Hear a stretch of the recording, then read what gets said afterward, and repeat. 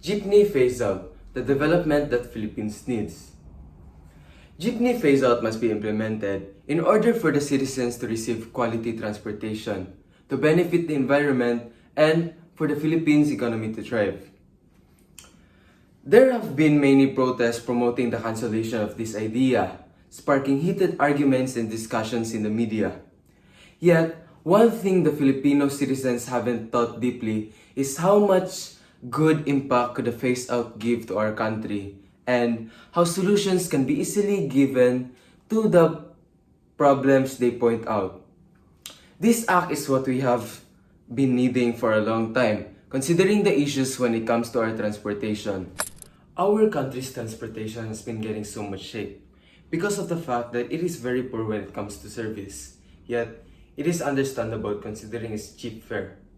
Despite that, we must always choose for the betterment of an aspect in our economy. Even if it means raising the expense, we shouldn't settle for less just because it is cheap. We must invest in our development.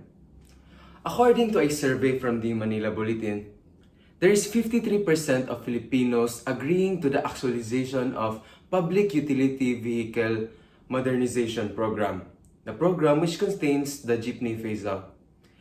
They agree to the enhancing of our transportation's appeal and function, which is the main goal of the idea. Another negative aspect of jeepneys is that it contributes 15% of air pollution, according to reports from Clean Air Asia and Blacksmith Institute. In order for our country's environment to thrive and evolve, we must start by eliminating the small factors affecting its preservation. Knowing that our environment is slowly degrading, the shifting to modernized jeepneys is a smart move, not only benefiting the economy, but also the nature that the Philippines is known for. The jeepney phase out is expected to minimize the pollution Philippines produce, which adds up to the reason why this idea must be implemented.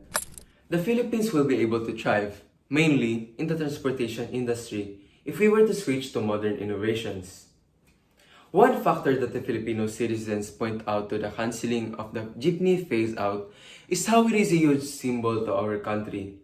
Yet, the sentimental value is what hinders us from establishing an economy that will distinguish us from third world countries. If the release of the modern jeepneys will still be done despite the regular ones still existing, it will take a while for change to take effect in our transportation industry.